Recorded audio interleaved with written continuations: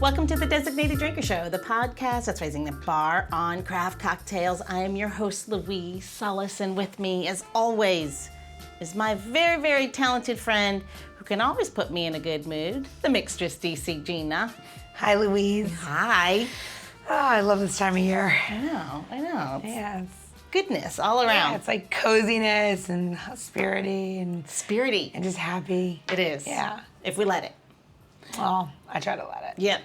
So, but on the flip side of that, we know the holiday season can be stressful, and many of us need an outlet to help relieve the pressure. Find something good, right? But did you know a small garden or even a simple houseplant can do just that for us? Here we go. Studies show that plants provide many health benefits, and I've got 5 that I want to share with you. So it's going to help basically the overall mental and emotional well-being, right? So, according to studies, 1, plants can reduce feelings of anxiety and depression. In a study in 2007, found that there's bacterium in plant soil that triggers the release of serotonins and can lift your mood and obviously reduces anxiety. So you have to eat the soil? I just think you need to be near it. I wouldn't say eat it. Don't eat it. Start snorting soil. Like, yes, I'm feeling much better as mud's running down my face. Maybe if you need it. I don't know. All right, so 2, plants can make you more productive and boost your creativity because basically through these studies it shows that you get that increase of, that creativity level will increase because your mind is just more at ease. You've got a better feeling, you're more focused. That makes sense. The reduced stress levels can help you think clearer, right? Yes. So 3, and this one's from NASA, plants boost air quality. Of that course. Makes sense. They clean the air. We all know that. Yes. But even a little house plant inside can help with the humidity within your home during the dry months, months of the season, all that dry heat during the cold months. So 4, gardens give you literally a taste of nature. It's that physical aspect of just being amongst nature, even, again, if it's inside your house or outside your house. And then 5, better concentration and memory. And this came out of research out of University of Michigan. And it basically, through this study, I can't believe we do these studies, plants increase your memory retention. How? Up to 20%, according to this study. Because it's just that calming effect, I would imagine just trying to kind of erases some of that noise. You're more calm and you're more focused, so you actually, your memory retention is up. More focus. Yeah. All plants? Like if I took like a microdose of mushrooms? I think it's about the growing of plants, not the ingesting of plants. Right. Yeah, no, around plants. So obviously there's something to be said about gardening. That's grounding. You like that? I do like some grounding. You like that? Yes. So you can literally sow your seeds, and it's so beneficial just from, again, your well-being, your overall well-being. It helps focus your thoughts, keeps your hands busy, and gives you something to care about beyond yourself. So at the end of the day, you get something in return, and it's not just fresh herbs and vegetables. I do like that. Good. So you're going to love today's designated drinker then. Okay. Because she knows all about the therapeutic effects of gardening and how it affects her and her community. She is a bartender on a mission and the founder of Sip of Paradise Garden. She is Keyatta Mincey Parker, not a Tribe Called Quest. Please welcome to the show, Keyatta.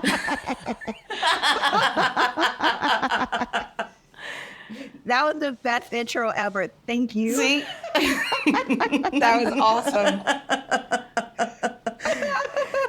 So, Keyatta, welcome to the show.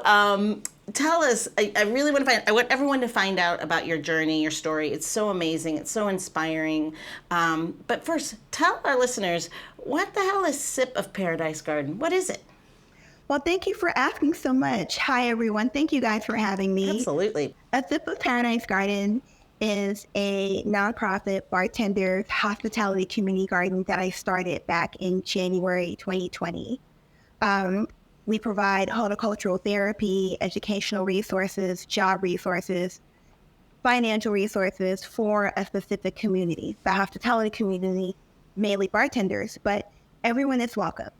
A lot of the things that we do are geared for us in the industry, but, as people of service in the industry, we welcome everyone because, that's what we do. We hang out with you. We celebrate you with you. We want you to do those things with us, but this is for us. But yeah, it started off the back of a major cocktail competition that I was in called Bobbi Sapphire's Most Imaginative Bartender. I was a finalist, and it was a really impactful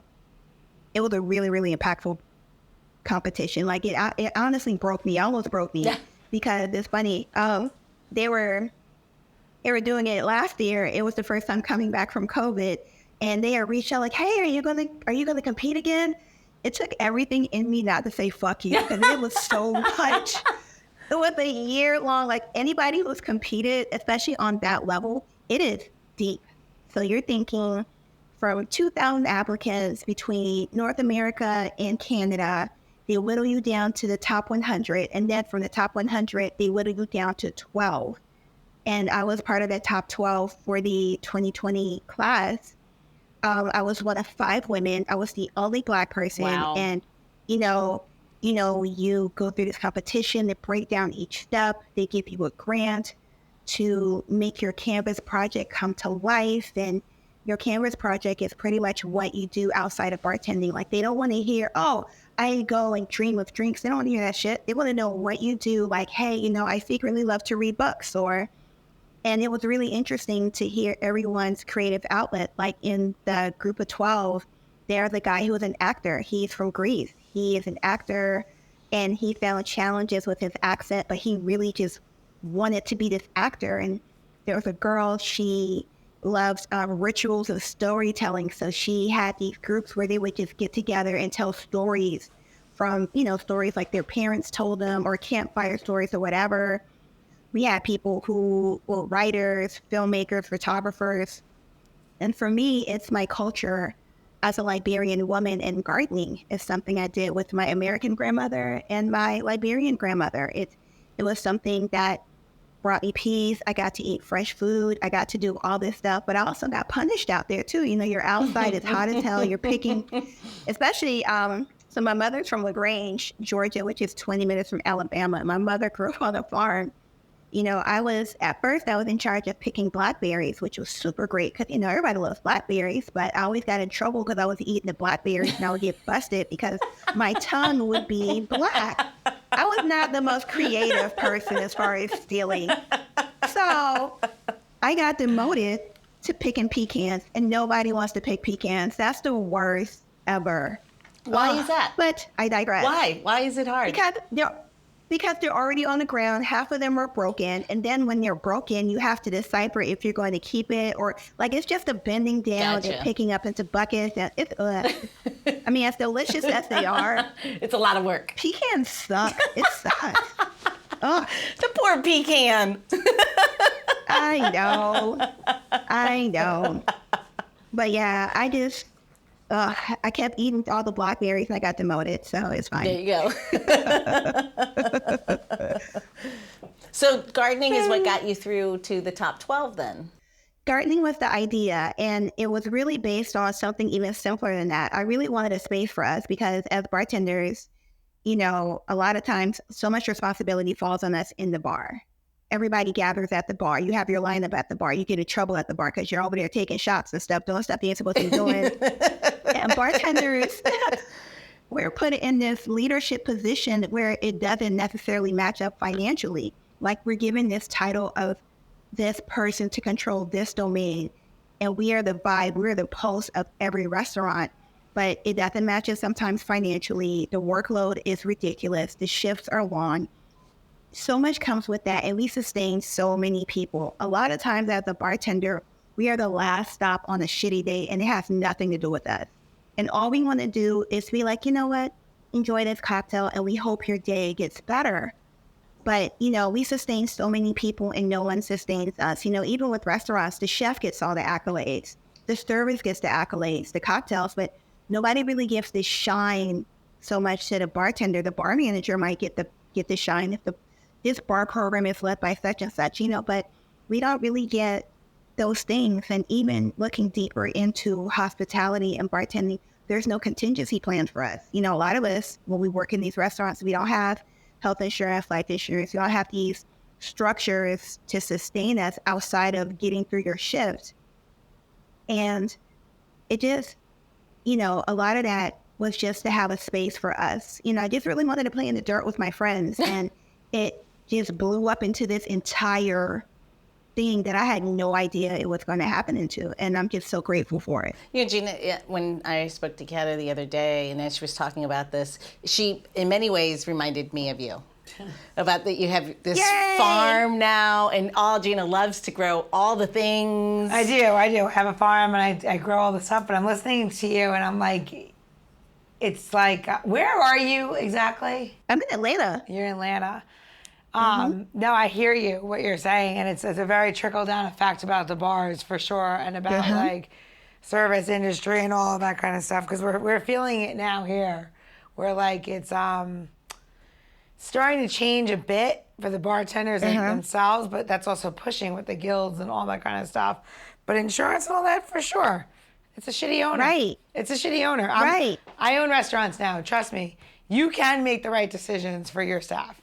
You can 100% make the right decisions.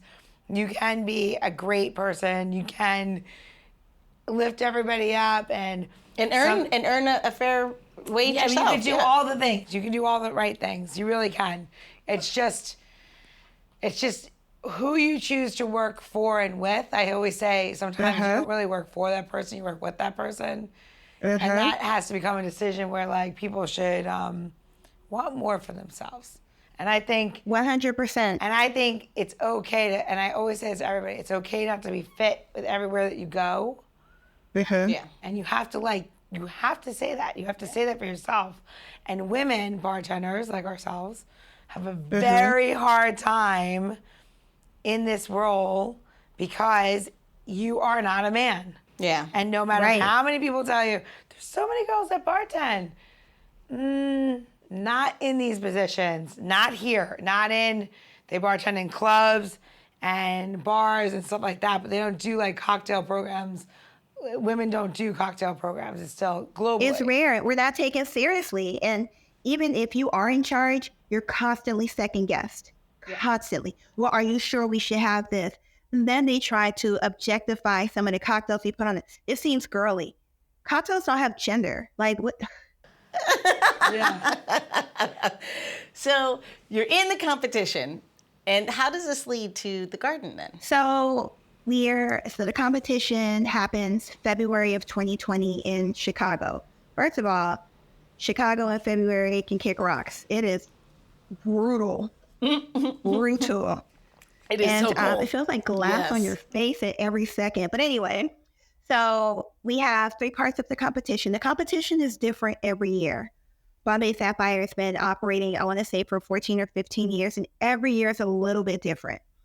This year, the top prize was $10,000 for the top winner and $25,000 to grow your creative outlet. So if I had won the money, the $25,000, I would have had that as seed money to blossom the entire thing. But during the competition, it gave everyone a $5,000 grant to kind of kickstarted it. So with that money, I got the business registered as a business. It was actually done by one of my regulars, because again, before this, mind you, I've been bartending for a long time. So one of my regulars was an accountant, and he helped me set everything up because he believed in everything that I was trying to do. He was here for it. I got a board of directors. I got my bylaws done. I came up with a staff. I had already reached out to bartender friends and had a list of people that were ready. My amazing husband is an artist and graphic designer. He drew up blueprints. I had reached out to an organization that I had volunteered for so much to see if they had any of their donors that had property that they would be willing to lease. And they were like, well, what are you trying to do? and they actually gifted me the land. So they gifted me a quarter of an acre of land, Community Farmers Market, special shout out to them. Thanks, Katie. And with them, I have a lifetime memo of understanding. As long as I'm doing this garden and I have air in my lungs, this is going to be my property. So I walked in to pitch this part of myself, as a full business, and everything was ready to go. Competition happened. So I actually ended up winning the botanical challenge part. It was like shocked, y'all. It was so crazy. We're all running through this whole studio. Everybody was given a theme. In London, my theme was Angelica Root, because it's one of the botanicals in Bombay Sapphire. So I came up with this cocktail called The Root of All Evil Is Never Gin. So I had everything in there with roots. So it had Angelica Root extract. It had sweet potatoes. It had turmeric. It had ginger. Like, it was a Rudy Tooty cocktail. And Rudy Tooty. And I presented that. So I ended up winning that portion of the competition, but I did win that the campus part. That was won by Alex Jump. She is an amazing bartender based out of Denver.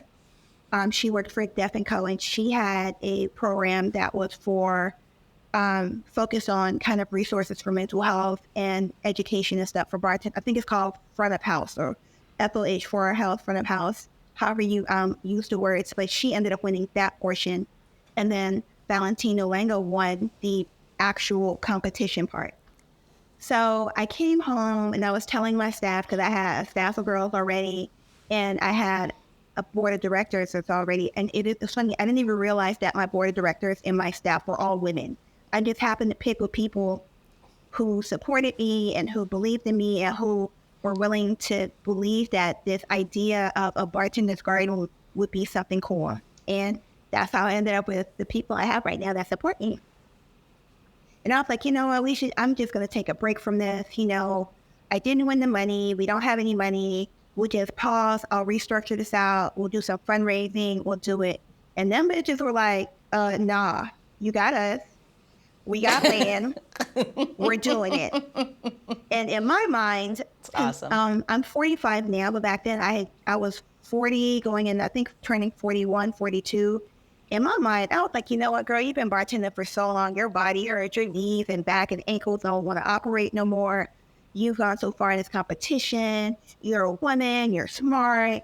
You're Black. They're going to pick you to have a brand job. I knew the next trajectory of my life was going to be for me getting behind that bar physically and being more of an advocate and more of a voice, because I'm fighting for us. Come home, I'm on cloud nine, my city's winning, this. March of 2020, all of us were furloughed. Like, you literally woke up. Yep. Like, I still get emotional when I talk about this, because it was so devastating. Like, you literally went to bed one night and you woke up to an email from your GM or your owner or your whoever, due to and doing the same quotes that the government said, due to this pandemic or whatever this is, and nobody knew what was happening. All I knew is that I wasn't going to go to work, and they didn't know when I was going to be back to go to work. I did have a contingency plan. Yeah. I kind of got some savings. I'm married, but I also have 2 kids. And I also, I had all these things. And for someone who kind of went to college, I always thought I was in a recession-proof industry. But nah, it literally happened overnight. Yeah. And it puts so much into perspective, because nobody knew. You're watching the news and there's chaos. People are fighting in public for water, chicken, and tissue. And the president's telling us to drink bleach and shit. Nobody knew what was happening. And you're sitting at home because you're not supposed to be in contact with people. You're not supposed to say, all these things, right? Yeah. So for 2 weeks, I sat on my couch, and being the person that I am and the cocktail influencer and bartender, I had a lot of booze. I still got a lot of booze. I'm drinking on my couch. I'm like, you know what? If I drink enough, none of it doesn't matter. If I drink enough, it'll be fine. And at the second week, because mind you, by me being furloughed, my kids are furloughed too. So they're at home on the couch looking at me, and we're all watching this foolishness. At some point, my husband comes up to me. He was like, hey, I understand, but you can't keep doing this. And of course, me, typical Black girl, you don't know my life. You don't know what's going on. Blah, blah, blah, blah, blah. And he was like, I know you can't be on this couch drunk every day because we all see you. They see you. You are the heart of this house and you need to do better. So of course I'm like, whatever. And then all of a sudden, like after a day or so, I started getting texts from other bartenders like, hey, are you still going to do that garden thing? Hey, what's up with that garden? Hey, if I got to sit in my house and keep looking at this, somebody's going to die. I'm not sure who. Hey, I need somewhere to go. Can we still do this thing? So through a matter of a few text messages, a bunch of us kind of got together and we had a random volunteer day and we got that land together. Like, it was like 30 bartenders out there and brands, you know, Jenny, you know this, brands have dollars that they couldn't really spend. They couldn't spend in accounts anymore because everything was closed. And they were like, well, let me order some food and meet y'all out there because they had to spend these dollars and they wanted to feel like they were doing something too. So it turned into these massive volunteer days. And the land that I was given, although I was grateful for it, it was overgrown. It was the dumping spot. It was where everybody made out. We found condoms, chicken bones, 40-ounce bottles, all kinds of stuff in there. I'm surprised we didn't find nobody's body in there, but it was so crazy how this whole thing just kind of came together. And then even over that time, it was somewhere for us to go and to meet. And even though we're standing apart, people are like, hey, how are you doing today? Like, people were able to get that connection that we had lost because nobody knew what was happening. And just through all of that, and even that year through the progression, because a lot happened, like George Floyd got murdered, people were protesting, people were trying to figure out what's going on. And a lot of people don't notice, but there was a lot of racial stuff happening in Atlanta. A lot of it wasn't even televised. So because all of us didn't have nowhere to go, people were out there protesting.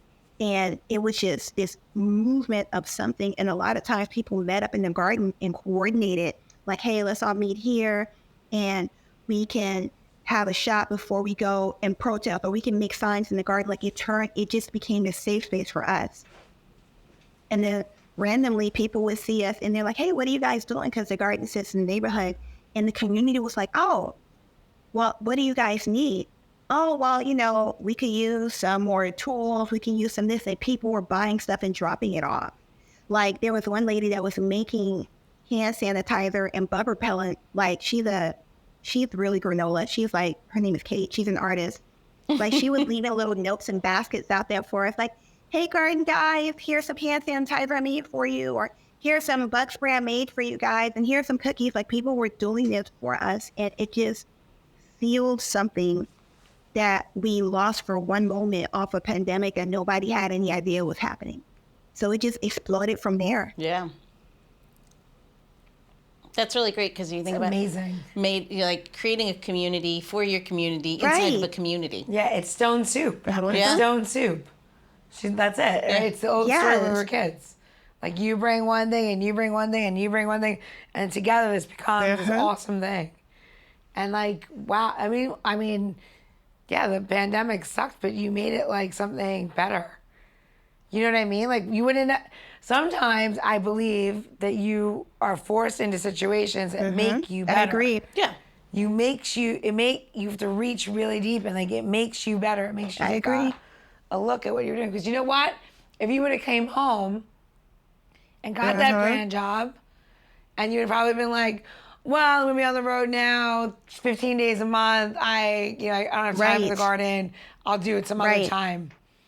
So maybe that was your way of starting this. That's amazing. I think that's really awesome. Thank you. Like, wow. Thank you. And I think it's also really cool too is that you for a minute could not see the forest through the trees. But then you had some other people who needed you more, who needed you to see that, and kind of gave you that kind of swift kick in your ass that you're like, oh yeah, I can do this. It took me a minute. I needed a breather, but there were other people who rallied around you and gave you that extra push when they needed it from you, but you needed it from them. I love that, and that's one thing I will say about community. Community doesn't necessarily look a specific way. You know what I mean? Every community looks the way that it has to look to sustain the community that's sustaining, and I really feel like if I was in any other industry, I don't know, especially with these circumstances, I don't know if I would have pulled out the way I pulled out with this. Because even now, when there are times like my members protect me heavy, like they're like a gang. You better not say nothing about Keyatta. You better not come in this garden acting crazy. You better not do any, like they protect me, and I don't even have to open my mouth. And all I've done is just create a space and advocate for them, and they fight for me, and I love it. I feel like I'm the queen bee, and I have all my beehive, my bees just protecting and buzzing. Like, what are you doing? You can't get too close to her. She needs this, and no, and it's crazy. And I just want to have a good time with my friends. That's pretty much what it is. I just want my friends to be good, and that's what I lead with. I just want to take care of people and make sure my friends are good. I've never had any aspirations to be rich or famous. I've only ever wanted to do good things with my friends, and it's amazing that I'm able to do that now. Yeah. I mean, and it's through an act of seeing beyond yourself that you're seeing this like beautiful space, which is lovely. No, it is cool. And it's so inspiring. Yay. It is. Is it inspiring you, Gina? Yes, it is, Louise. I got it. She just kicked me under the table, everybody, just so we know. It was a virtual kick. It wasn't an actual kiss, because Alex would get mad because she would have heard me kick you, and then I'd get in trouble by Alex, who is the one who's in charge of all the sounds. All right, let's do a tip. Want to do a tip? Let's do a tip. A tip or a learning moment? Tip. All right, let's do it. It is the season. It is the season for figs. These beautiful black figs. I love these figs. One of my favorite. Sometimes you see them listed as mission figs, Italian black figs, sometimes purple figs. I don't really care as long as you're using figs. Now, I do want to tell you a little bit of difference in your figs. This fig is a very young fig, meaning that it should have maybe stayed on a little bit longer on the fig tree. This fatty, delicious, right? What's the difference? We're going to cut them open and let you know. So when you cut these open and you have a young fig, now they're not delicious. They just need to be used differently.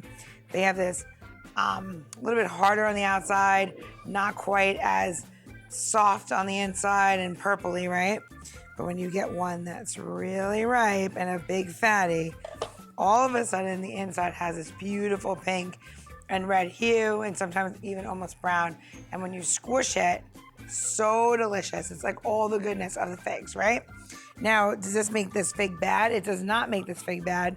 It just means that this fig is gonna be the one you're gonna turn into syrup, and this fig is the one you can turn into a cookie, eat on a fruit plate, more enjoyable. Can you put both of them in the syrup? Absolutely. Can you just eat them because they're delicious? Yes, you can do that too. So let's, that being said, do not be intimidated by your figs. It is the most delicious thing. It's a great season starter. So what we're making, or what you're going to make, is a fig syrup, right? So fig syrup. We don't have a stove here on the magic of Instagram. So what we're going to do is I'm going to walk you through this step. You're going to take 2 cups of sugar, 1 cup of water, and a 1/4 cup of your favorite alcohol. I know I said it. Anything.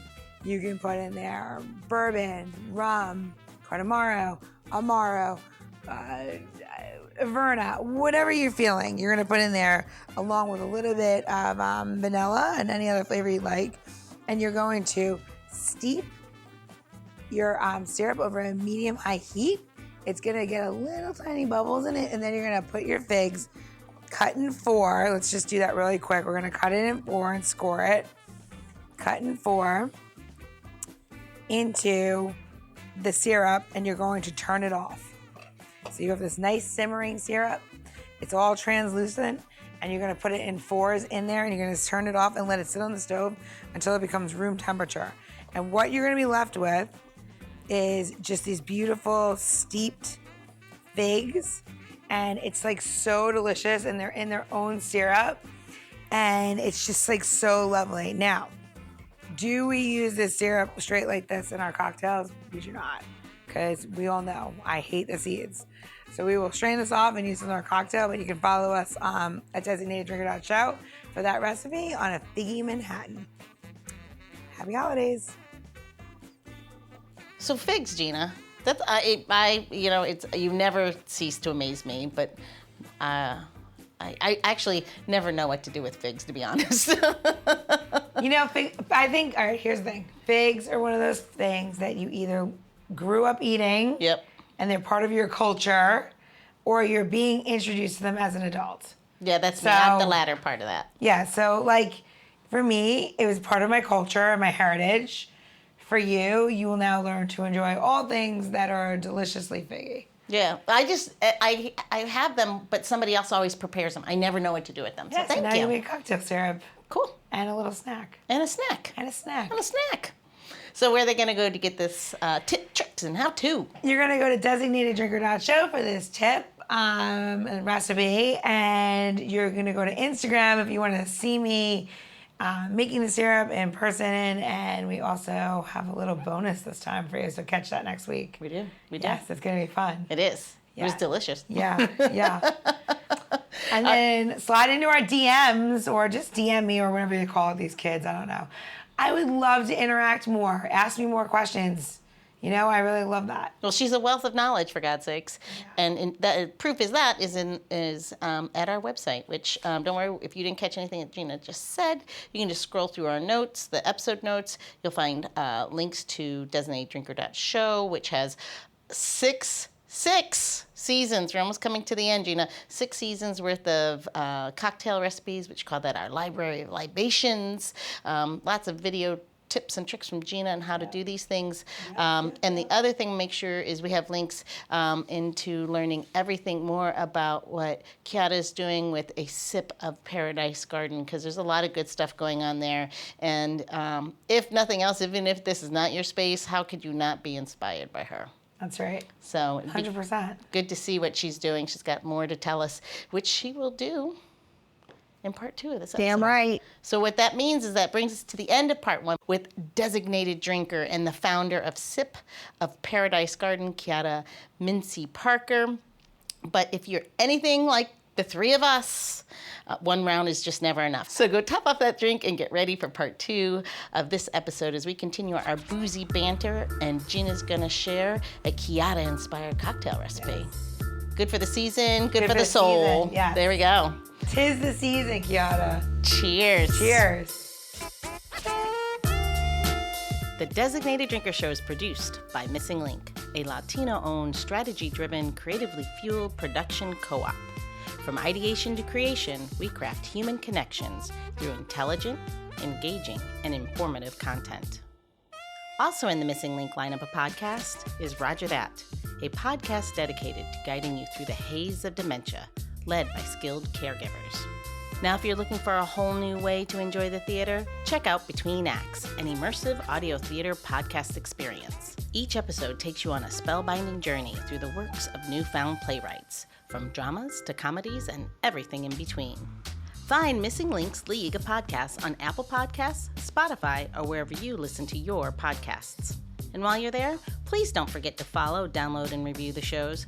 Your reviews help our shows reach new audiences. To find out more about Missing Link, visit missinglink.company. That's missinglink.company.